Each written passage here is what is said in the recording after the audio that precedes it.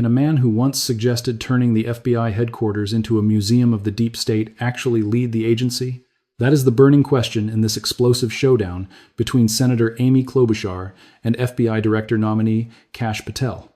In this video, we analyze how Klobuchar uses Patel's own past statements, from election conspiracies to threats against the media, to corner him. Watch closely as Patel tries to dodge the receipts brought against him. Let's dive in. Senator Klobuchar. Thank you very much, Mr. Chairman.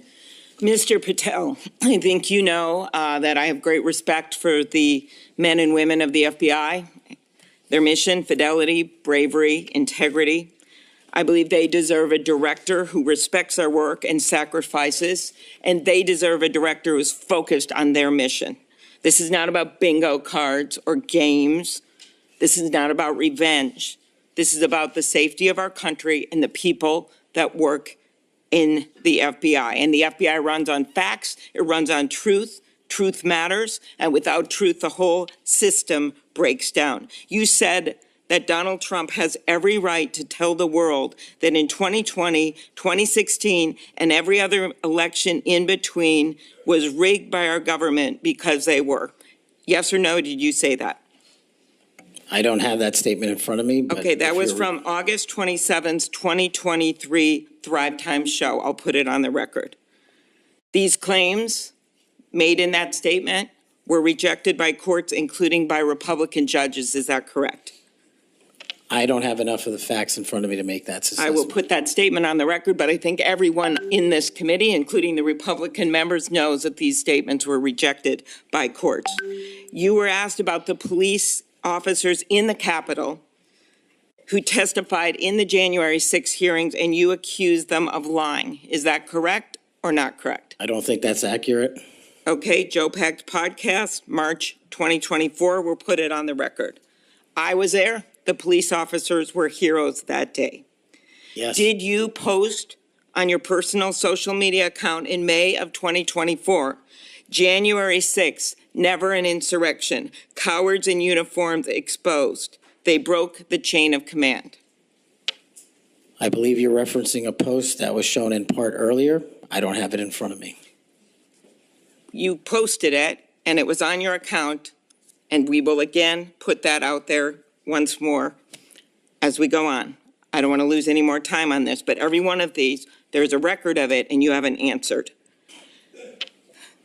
You promoted a COVID vaccine reversal or detox supplement. One scientist said, I quote, "None of these substances in any form would minimize side effects from a COVID-19 vaccine." That is preying on innocent people. Did you perform clinical trials before you made that claim? I'm not a doctor, so no. But you did promote this supplement and told people that it would reverse or mitigate the side effects from COVID vaccine. Did I give people an opportunity to make an independent choice for what's best for their families? Yes. You did that last year, correct? I don't have it in front of me again, Senator. Mr. Patel, the FBI tackles some of the most complex threats that we face: terrorists, hostile foreign powers, violent gangs, fentanyl, criminal organizations. Your mission, though, has been to go after people. I've looked at it. I've read this stuff. Yes or no? When Trump wins, did you say this? When Trump wins in 2024 and is in power in 2025, we can prosecute them, referring to Justice Department officials for an actual RICO statute violation, for criminally organizing the United States government to break the law to rig presidential elections. Did you say that, yes or no? Again, Senator, you're reading a partial statement, so I'm unable to fully respond. Okay, again, we'll put it on the record. X22 report podcast 20, that is from, I'll get you the date, about a year ago. One of the names on your list was Bill Barr. Chairman Grassley has called him one of the most capable cabinet officials I've ever been able to vote for. Senator Graham has said, I have nothing but total respect and admiration for the job done by William Barr as Attorney General of the United States. Is Bill Barr on your list of whatever you want to call them, been referred to as an enemies list? You've called them deep state after serving his country as the Attorney General of the United States. Is he on your list because of a personal vendetta Well, it's not whatever we want to call it, Senator. With all due respect, it's not an enemies list. That is a total mischaracterization. I asked you, And- I actually used the words you used for the list, which was deep state, right? That's what you put at the It is top. a glossary Against in the the Attorney back. General of the United States. Is it because of a personal vendetta that he's on the list? You're under oath. I have no personal vendetta against Bill Okay, Barr. he said about you, you would never be able to command the respect necessary to run the day-to-day operations of the Bureau. That was actually in writing in his book. He had virtually, about you, no experience that would qualify you to serve at the highest level of the world's preeminent law enforcement agency, and that your appointment, as noted by Senator Durbin as Deputy Director to the FBI, would happen over his dead body. Is it, yes or no, why you would put him on the list of deep state as a former Attorney General, Trump Attorney General of the United States, because he wouldn't break the law for Donald Trump? Is that why? Absolutely not. As you know, he repeatedly told the president in no uncertain terms that he did not see evidence of fraud that would have affected the outcome of the election. Did you say in February of 2021 that the election stuff was never my job and I stayed out of that stuff? Again, I don't know what comment you're referring to, but I'm sure you're reading a piece of something. You said it on Pushback on a podcast. Is it true, though, that in December of 2020, you reached out to the Trump acting Deputy Attorney General and asked him to investigate a conspiracy theory claiming that people in Italy had used military technology and satellites to remotely tamper with voting machines in the U.S. and switch votes for Trump from Trump to Biden? Is that true? What was the date? That was out of December of 2020. I was Chief of Staff to the Department of Defense, so I don't believe that's accurate in any Okay, way. that came out of testimony before Congress. I will give it to you. Have you referred to the media as the most powerful enemy of the United States that they have ever seen? Is that right? Again, you're reading a quote. I take that you're reading it HTC accurately. Hack 22324. You said we're going to come after the people in the media who lied about American citizens who helped Joe Biden rig the elections. We're going to come after you whether it's criminally or civilly. Is that something you said? That's a partial statement of what I said. Steve Bannon's podcast. You also said you would put the entire fake news mafia press corps on your list. Is that correct? Is that what you said? I don't have that in front of me. Benny Johnson's podcast, 82123. You have said that the FBI, including today, you said that they remain utterly corrupt. This is an agency with agents who have taken down terrorists, taken down bank robbers, taken down crime.